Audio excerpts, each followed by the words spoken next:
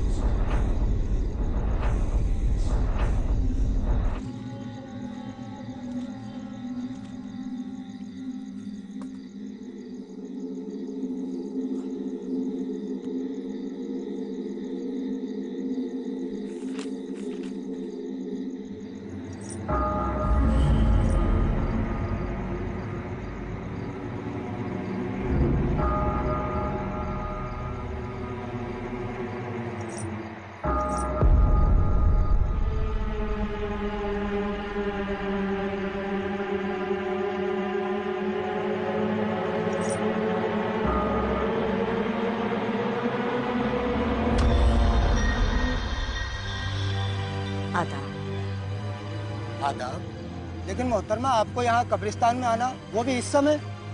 देखिए, बुरा मत मानना, नामंजूर है। कोई मसला है क्या आपका? हमें कब्र खुदवानी है। अच्छा, आप नाम बताइए, मैं लिख देता हूँ। बेगम नूर बानो। इंतकाल किसका हुआ है? किसी का भी नहीं। हमें अपनी कब्र खुदवानी है। देखिए, आपको अच्छी तरह से पता होना चाहिए कि औरतों का कब्रिस्तान में आना सख्त मना होता है। औरत और मौलवी साहब भी सवेरे आएंगे। हमें कब्र खुदवानी इसी वक्त, हमारे शौहर की कब्र के साथ। खाला, मैं आपकी कोई मदद नहीं कर सकता। कल सवेरे आ जाना, मौलवी साहब आ जाएंगे, उनसे आप दरख्वास्त कर देना। हमें सब कुछ अभी चाहिए। हमें अपने शौहर के पास जाना है। जाइए यहाँ से। अरे जाओ।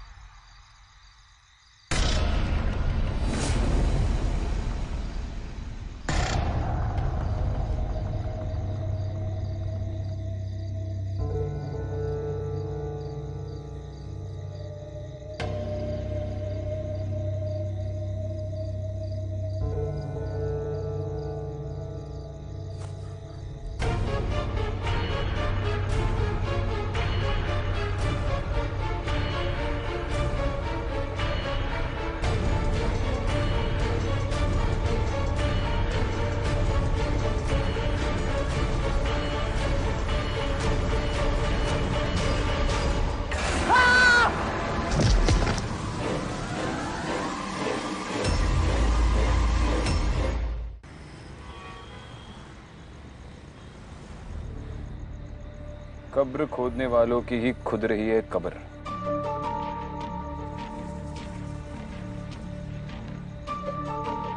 कब्रिस्तान में कब्र खोदने वाले को कोई क्यों मारेगा, वो भी इतनी बेरहमी से। तुमने गौर किया? उसे मारकर कब्र में फेंक दिया, लेकिन ऊपर से किसी ने मिट्टी नहीं डाली। इसका मतलब जिसने भी ये किया है वो चाहता है कि ये कत्ल लोगों की नजर में आए। ये कम्युनल झगड़ा भी हो सकता है। सुरेश सर भी कह रहे थे उस कम्युनिटी के लोग काफी घबराए हुए।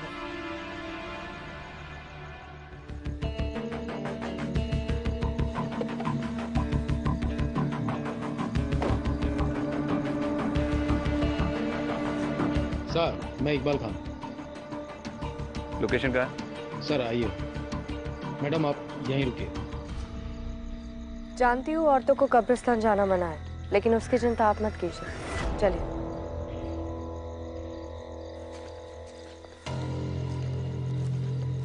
सर यही जगह है।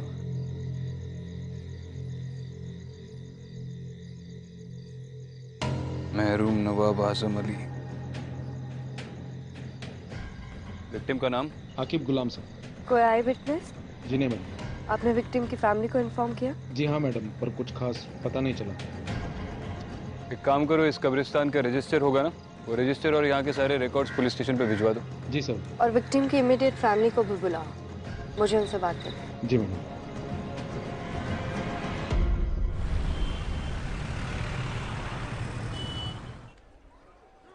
माफ कीजिए, आपसे कुछ सवाल पूछने थे, इसीलिए अभी आपको तकलीफ दी। आप ठीक तो है?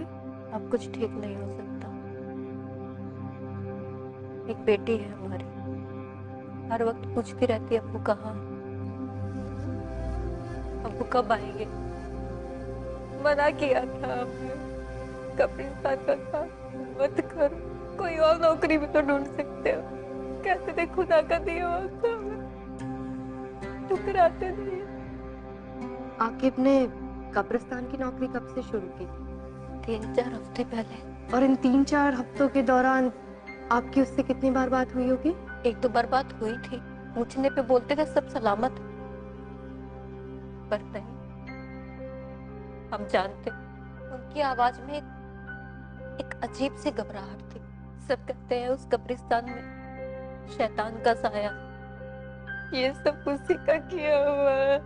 ठीक है, आप जा सकती हैं। अगर दोबारा जरूरत पड़ी तो बुलाएंगे।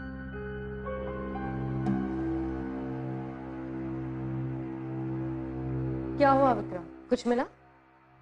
बेगम नूर बानो, आकिब के रजिस्टर में आखिरी एंट्री। समझ में नहीं आ रहा है इन्वेस्टिगेटिंग टीम ने इतना बड़ा लीड इग्नोर कैसे कर लिया। सिर्फ नाम लिखा है, बाकी के सारे कॉलम्स ब्लैंक हैं। पर ये बेगम नूर बानो है कौन? उसके घर का पता चल गया है।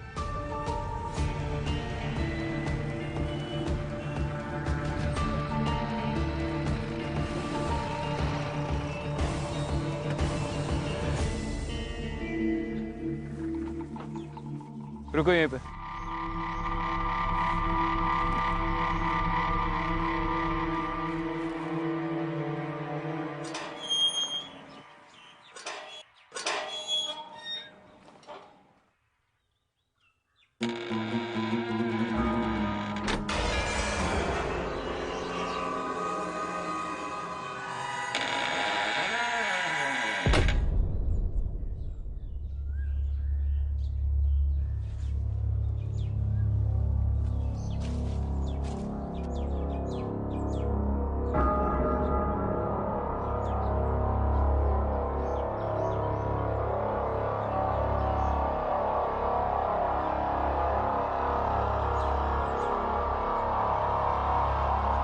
आप कौन? हमारी छोड़िए, आप बताइए कि आप कौन? पुलिस। एक इन्वेस्टिगेशन के सिलसिले में यहाँ पर आए हैं। आप अंदर नहीं जा सकते। अच्छा, आप रोकेंगे पुलिस को? नाम क्या है तुम्हारा? नासिर। ये हवेली किसकी है? हमारे नवाब साहब की। वो है अंदर? नवाब साहब को गुजरे हुए जमाना हो गया है। हम नवाब साहब के खानदानी मुलाजिम हैं। नवाब साहब के गुजरने के बाद हम बेगम नूर की खिदमत में लगे हुए हैं। बेगम साहिबा ने खास हिदायत दे रखी है कि कोई उन्हें परेशान ना करे, और वो खुद भी बाहर नहीं निकलती है। आपके नवाब साहब का नाम क्या था? मरहूम नवाब आजिम अली। और आपकी बेगम नूर बाहर नहीं निकलती, मतलब कब से वो हवेली के अंदर ही रहती है? ये आज की बात नहीं है। नवाब साहब के गुजरने के बाद बेगम साहिबा ने अपने आप को हवेली में बंद कर लिया। पिछले 3 महीनों से उनको किसी ने नहीं देखा है। मैं हर रोज दोनों वक्त का खाना दरवाजे पर रख देता हूँ। वो तो खुदा का शुक्र है कि वो खाना खा लेती है। तो पिछले 3 महीनों में आप बेगम साहिबा से बिल्कुल मुखातिब नहीं हुए हैं? बेगम साहिबा की आदत थी, वो इससे पहले भी 3-4 बार ऐसा कर चुकी है। वो अपने आप को कमरे में बंद कर लिया करती थी। शुरू में तो हमको भी बड़ा अजीब सा लगता था, डर लगता था कहीं बेगम साहिबा को कुछ हो ना गया हो। और हमें उनसे मिलना हो तो? मैंने कहा ना साहब, उनसे कोई नहीं मिल सकता। यही बेगम साहिबा का फरमान है।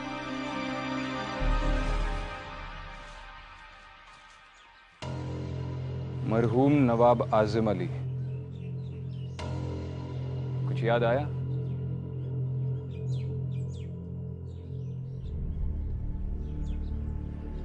इस इमारत के हश्र को देखकर समझ में आता है इसकी नींव कितनी मजबूत होगी।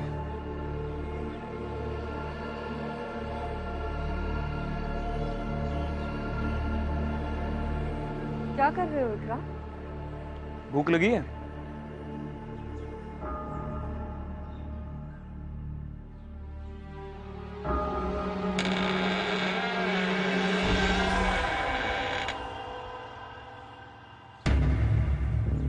चलो।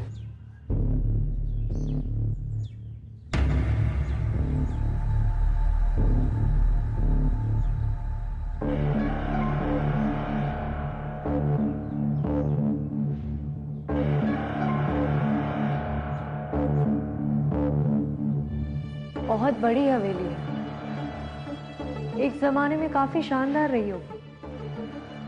इसकी हालत देखकर लगता नहीं है यहाँ पर कोई रहता होगा।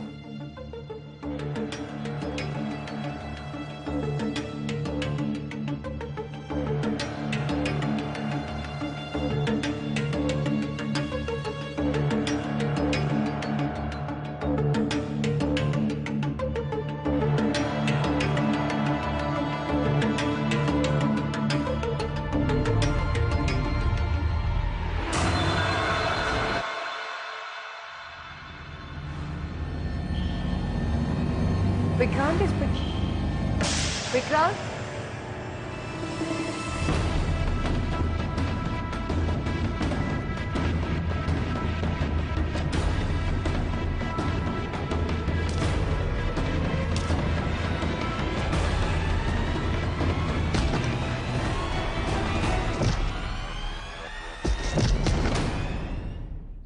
छोड़ दिया साहब, छोड़ दिया साहब। क्यों बे? सिर्फ खाना चुराने आया था और भी कोई प्लान था तेरा? और हमको देखकर भाग गया? नहीं साहब, मैं चोरी नहीं कर रहा हूँ साहब। तो ये खाना क्या बेगम ने तुझे खैरात में दिया?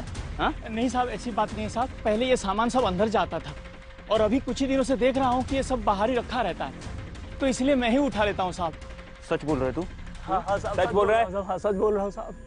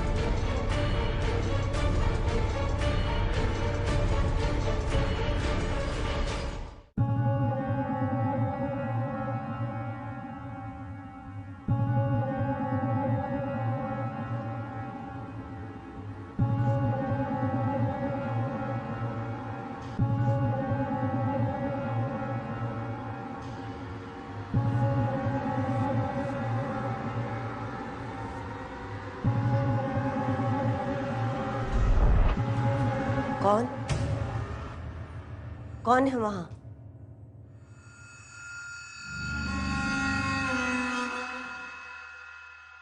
तुम अंदर कैसे आई?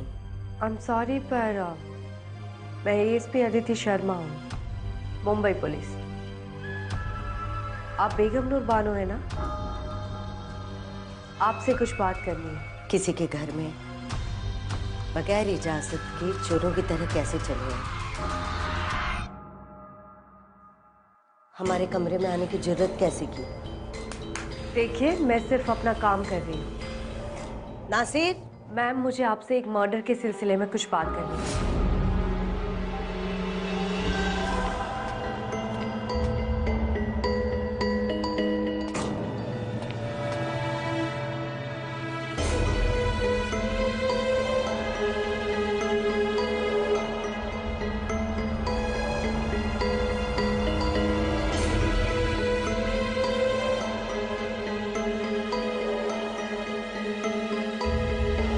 हमें अपने शौहर के पास जाना। शौहर? नहीं, मैं तो आपसे ये पूछने आई थी कि उस कब्रिस्तान में अदिति,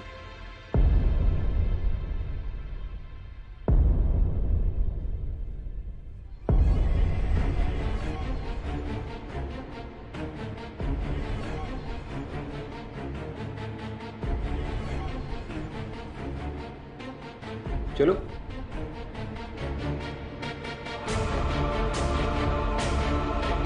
आओ।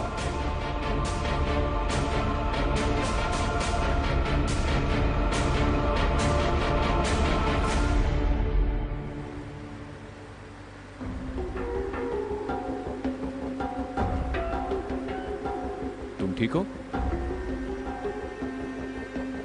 हाँ।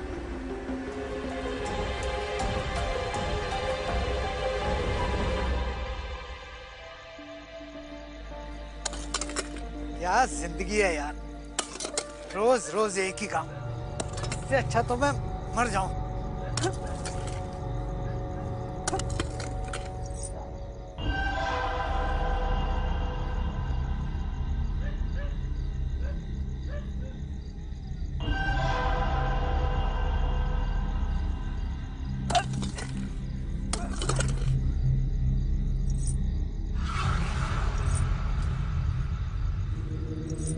कौन है? कौन है वो? कौन है?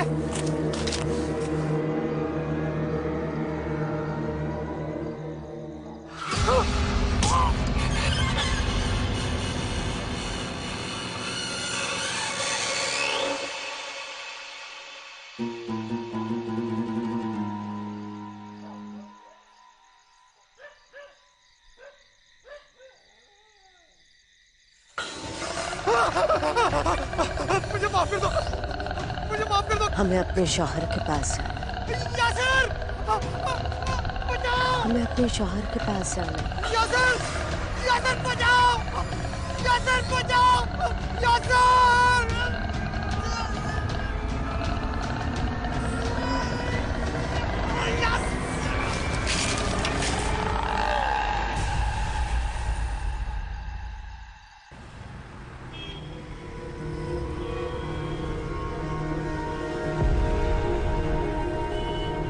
इतने लोग कब्रिस्तान में मारे जा रहे हैं सर, आप लोग क्या कर रहे हैं? आप कुछ भी नहीं कर पा रहे हैं, ऐसा क्यों सर? कुछ नहीं होता आप लोगों से, बस हाथ पे हाथ रख के बैठे रहिए। तुम सही कह रहे हो।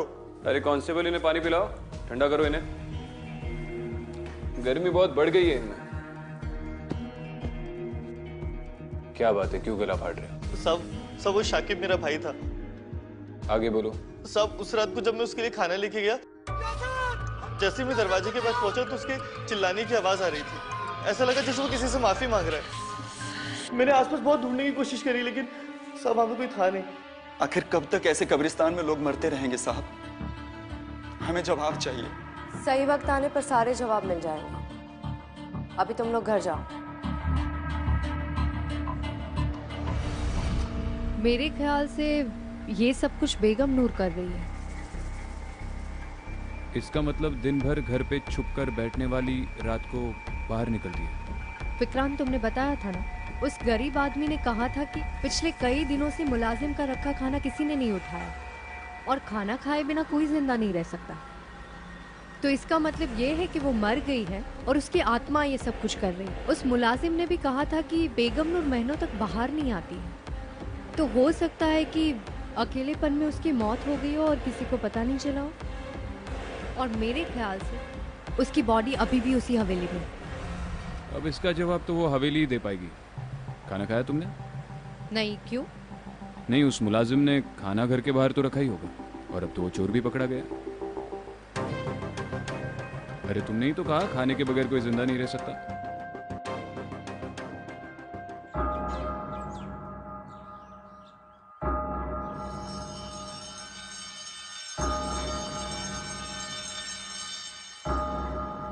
आइडियली इंसान की लाश 4 दिन के बाद सड़ना शुरू हो जाती है, लेकिन ताज्जुब की बात यह है कि इस हवेली में बदबू बिल्कुल नहीं आ रही। अगर उसकी लाश पिछले 3 महीनों से यहाँ पर पड़ी हुई है तो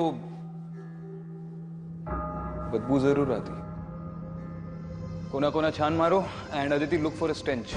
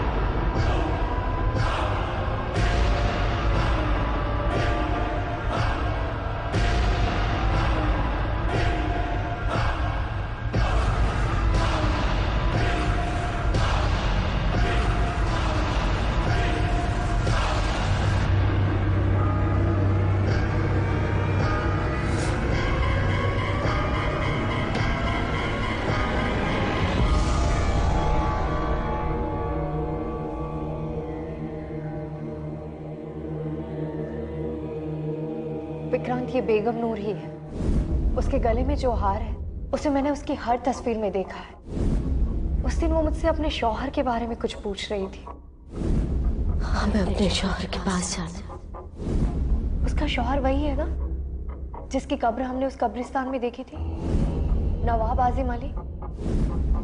विक्रांत, मुझे लगता है कि हम बेगम नूर की कब्र उसके शौहर की कब्र के पास बनाते तो शायद उसकी आत्मा को शांति मिल जाए और ये सब कुछ रुक जाए।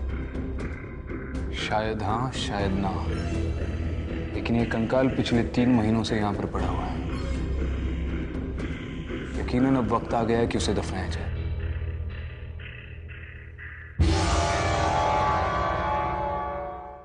चलो, खुदा का लाख लाख शुक्र है कि अब अपने सर से मुसीबत हमेशा के लिए टल गई।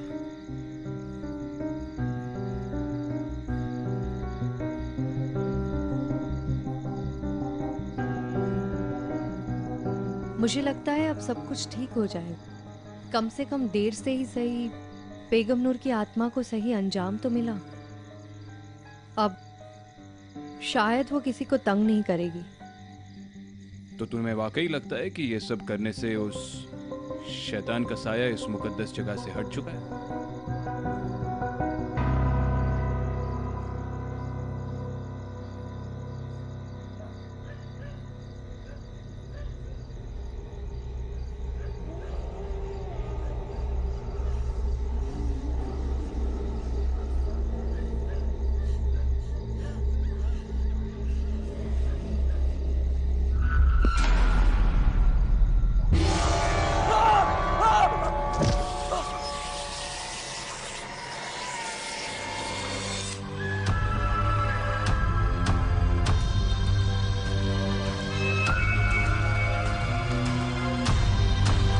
हमें अपने शौहर के पास जाना है। बेगम नूर बानो, नवाब आजिम अली, क्या लाइफ रही होगी इनकी एक जमाने में। मुझे तो दिलचस्पी इस बात की है कि अब इतनी बड़ी प्रॉपर्टी का क्या होगा। अब ना तो नवाब रहे ना ही बेगम साहिबा।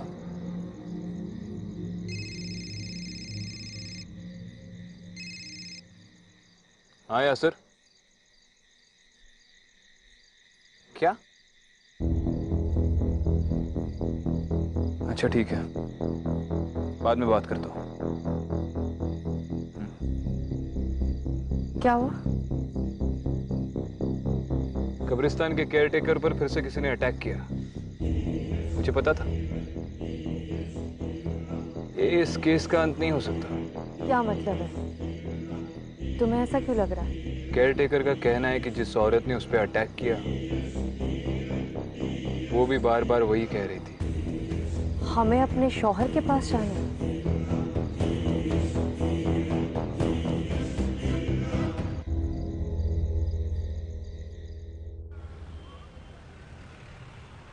नवाब साहब बहुत ही इज्जतदार आदमी थे। लोगों का उनसे बहुत लगाव था। उनकी मौत कैसे हुई? तकरीबन 15 साल पहले उनके घर वालों ने उनकी गायब होने की रिपोर्ट लिखवाई थी। गायब होने की? वो गायब कैसे हुए थे? वो जंगल से गुजर रहे थे, तभी उनके साथ कोई हादसा हुआ और उसके बाद वो घर लौट कर नहीं आए। कैसा हादसा? वो तो कुछ पता नहीं चला। फिर हमने जंगल के अलावा आसपास के कब्रिस्तान और मुर्दा घरों में बॉडी ढूंढने की कोशिश की, लेकिन बॉडी नहीं मिली। बस उनके कपड़े और जूते मिले। ये नवाब साहब की किसी के साथ गांव में दुश्मनी या फिर पैसे या प्रॉपर्टी को लेकर कोई प्रॉब्लम्स थे? सर, दुश्मनी तो क्या होगी, वो तो अपना सब कुछ बेगम साहिबा ट्रस्ट के नाम ही करना चाहते थे। उनके मरने के बाद बेगम नूर ही उनकी ट्रस्ट चलाती थी और जो पैसा है वो उसी ट्रस्ट में है।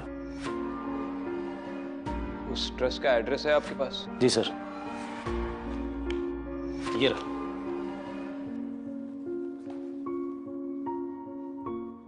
ओल्ड भोपाल।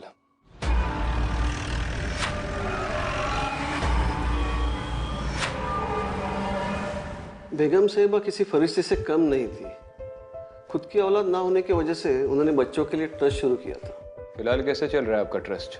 जी, जो भी डोनेशंस आते थे वो बेगम साहिबा की तरफ से ही आते थे और उनको देख के उनके सर्कल के सारे लोगों ने भी ट्रस्ट में डोनेशन शुरू कर दिया था। बल्कि बेगम साहिबा ही उन्हें ट्रस्ट में पैसा देने के लिए मजबूर करती थी। अब पता नहीं उनके मौत के बाद क्या होगा। जैसे बच्चों के सर से माँ का साया हट जाएगा, बिलाल जी, हम इस ट्रस्ट की अकाउंट डिटेल्स देख सकते हैं? जी हाँ बिल्कुल, मैं अभी आपको दिखा देता हूँ।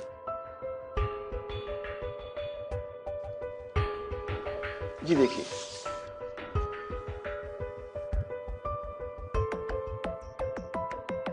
ट्रांजैक्शंस तो बहुत कम है,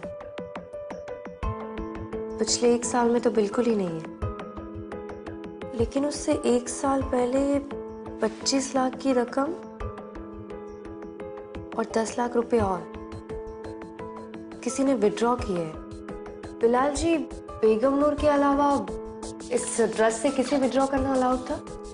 जी वैसे तो ट्रस्ट गरीबों की भलाई के लिए बनाई जाती है, लेकिन नवाब साहब और बेगम साहिबा के जितने भी रिश्तेदार हैं वो ट्रस्ट से पैसा निकाल लेते हैं। उनकी विल में ही ऐसा लिखा है। ये फंड्स कहाँ ट्रांसफर हुए थे? जी फिलहाल तो मेरे पास सिर्फ अकाउंट नंबर है, मैं उसके सारे डिटेल्स निकालता हूँ और आपको फोन कर देता हूँ। चलो ठीक है, बाद में बात करता हूँ। कुछ पता चला? ये बेगम नूर के ट्रस्ट के अकाउंट से जो पैसे निकल रहे हैं वो इंदौर ट्रांसफर हो रहे हैं, किसी अमीना नाम की औरत के अकाउंट में। हो सकता है कि अमीना नवाब साहब या बेगम नूर की कोई रिश्तेदार हो सकता है, लेकिन ये कंफर्म करने के लिए इंदौर जाना होगा।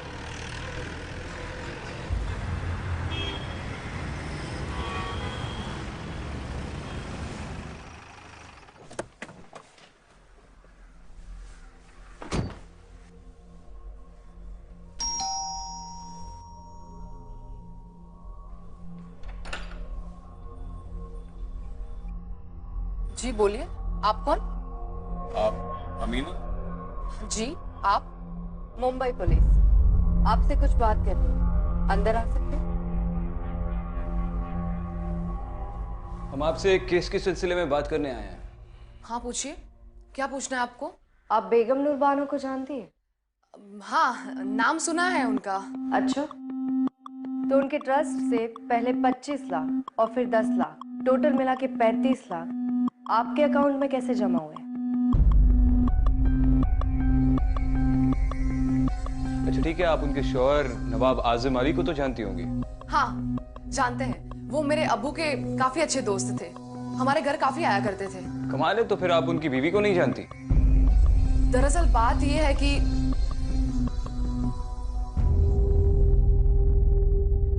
अमीना जी, इन तस्वीरों में आपके शौहर नहीं दिखाई दे रहे। आप यहाँ अपने बच्चों के साथ अकेले रहती हैं? जी वो बाहर गए हैं, मेरा मतलब है कि वो देश के बाहर काम करते हैं। बड़ा लंबा सफर तय करके आए हैं हम। जी? एक गिलास पानी मिलेगा?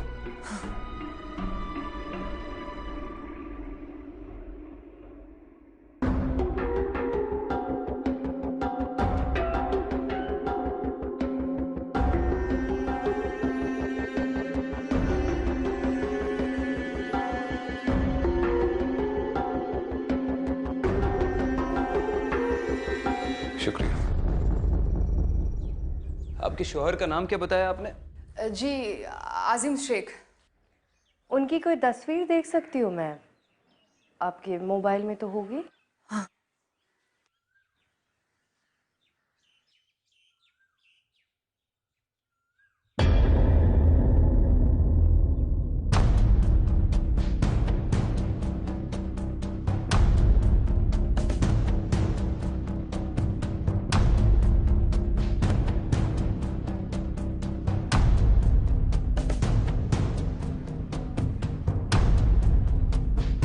नवाब साहब? लेकिन आप लोग कौन हैं? अरे नवाब साहब आइए, बैठिए बैठिए, आप ही का घर है, आइए आइए।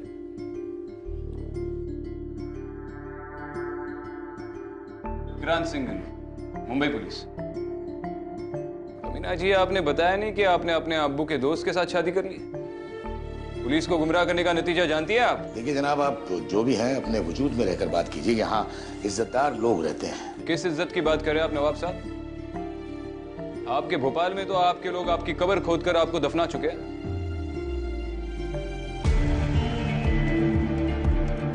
नवाब साहब, आपकी पहली बीवी बेगम नूर बानो आपको 15 साल से ढूंढ रही है और आप यहाँ पर? शर्म नहीं आती आपको? जरा सी भी इंसानियत नहीं है? मोहतरमा, दायरे में रहकर बात कीजिए। हम अगर अपनी पुश्तैनी हवेली छोड़कर यहाँ रह रहे हैं तो उसके पीछे कोई वजह है। वो बांझ थी, आप उन्हें सच क्यों नहीं बता देते? बेगम आप चुप रहिए। माना कि नूर हमारी बेगम थी, लेकिन वो हमें कभी औलाद ना दे सकी। हम हमेशा उनकी औलाद से महरूम रहे। शायद इसी गम में वो पगला गई। हमने सोचा धीरे धीरे सब ठीक हो जाएगा, लेकिन नहीं हो सका।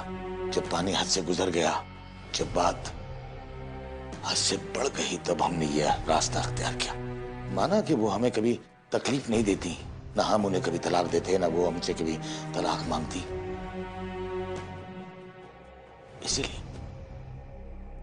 इसीलिए हम अपनी जायदाद, अपनी हवेली सब कुछ छोड़कर चले आए उनके नाम। उन्होंने वो हवेली नहीं छोड़ी, चुके उन्हें अंदेशा था कि उस पर कब्जा ना हो जाए। और आप ऐसी औरत की बात सुनकर चली आई। 3 महीने पहले उनकी मौत हो चुकी है। इन्ना लिल्लाहि व इन्ना इलैहि राजिऊन। और क्योंकि वो घर से बाहर नहीं निकलती थी, किसी को भी उनकी मौत की खबर नहीं हुई और उनका शरीर उसी हवेली में सड़ गया। या अल्लाह, इतनी दर्दनाक मौत। या अल्लाह, उन्हें जन्नत नसीब हो। वो तो उन्हें होगी। अब हम चले, दोबारा मुलाकात होगी।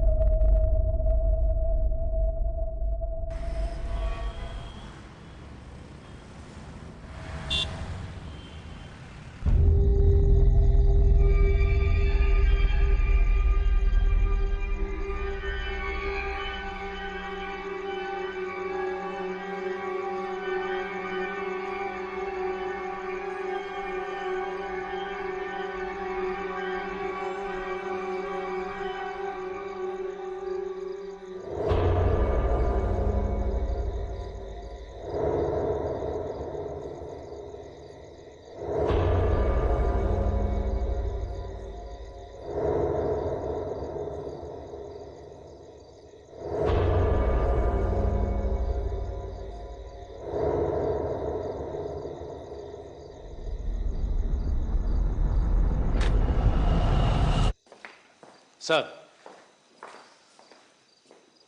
अभी अभी खबर आई है नवाब साहब भोपाल लौट आए हैं। उन्हें हवेली की ओर जाते हुए देखा गया सर।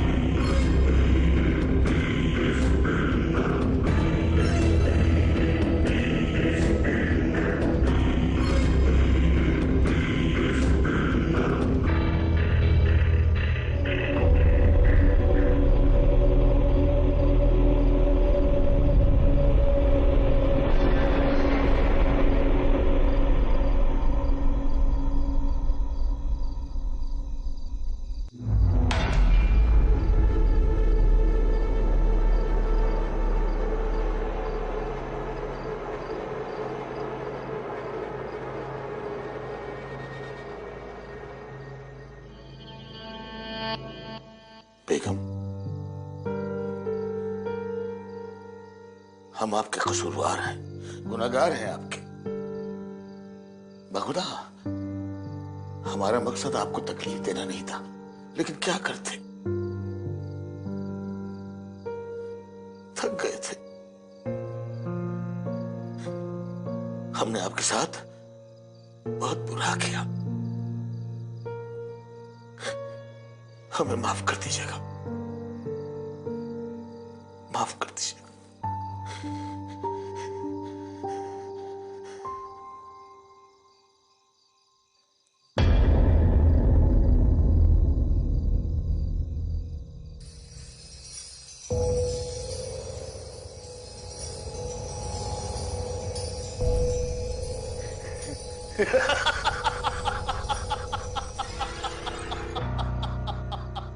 ये हवेली, ये घर, यहाँ की एक एक चीज मेरी है। मेरी मेरी अजीब बेवकूफ औरत थी तुम। खुद को 15 साल इस हवेली में बंद रखा। अच्छा हुआ कि हमने तुम्हें छोड़ दिया, वरना तुम तो हमें भी अपने साथ पागल कर देती। बेगम नूर, अरे अगर मरना ही था तो 15 साल क्यों? हमें हमारे ही घर से दूर रखा।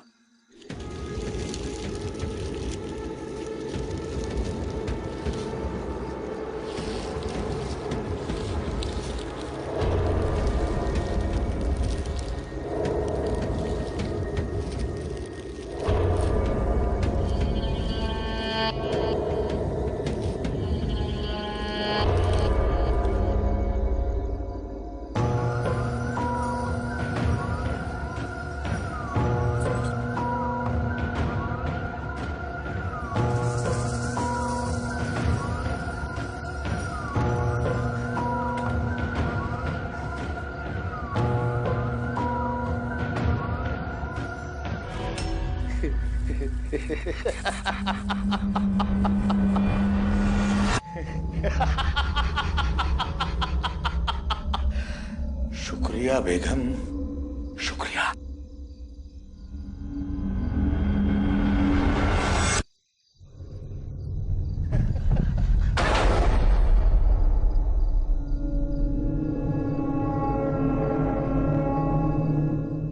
दरवाजा खोलो, दरवाजा खोलो। नासिर, कहाँ जा रहे हैं आप?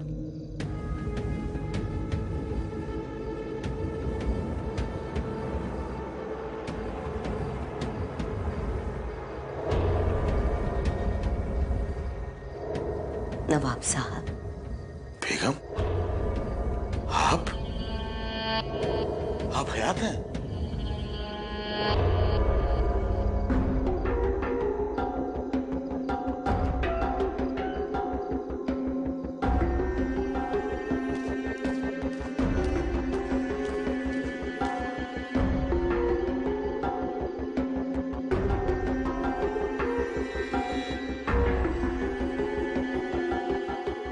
साल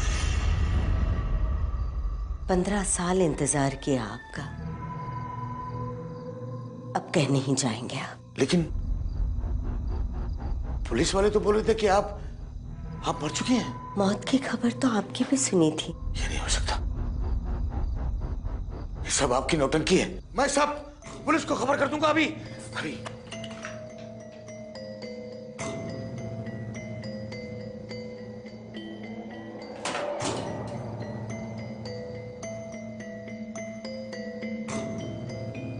बेगम,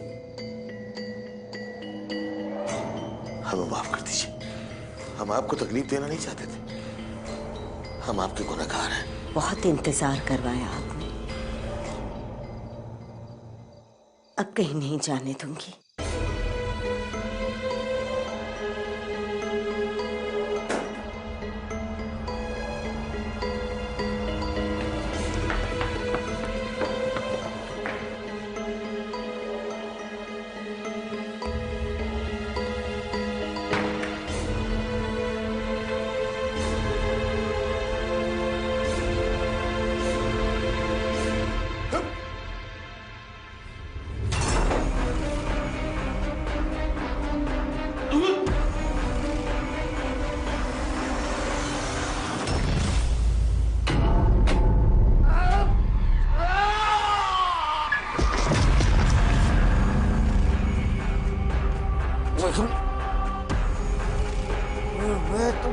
पहरेदार, हम सब कुछ मैंने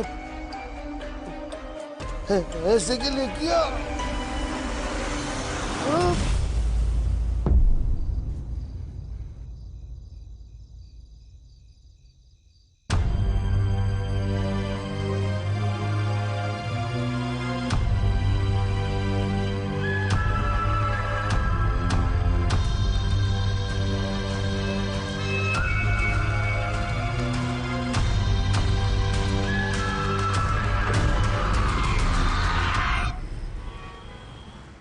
तुम्हारी अमीना से बात हुई?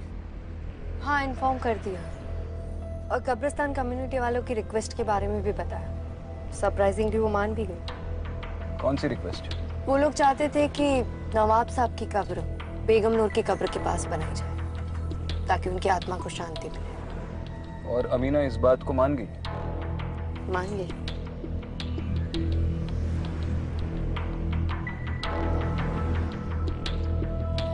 क्या सोच रही हो? यही कि नवाब साहब का सच जानने के बाद मुझे नहीं लगता है कि बेगम नूर उनकी कब्र के पास रहना चाहती है। तुम्हारा ये बेगम नूर के साथ का रिश्ता मुझे ठीक नहीं लग रहा। क्या मतलब है? तुम इंसानों के साथ रिश्ता क्यों नहीं रखती?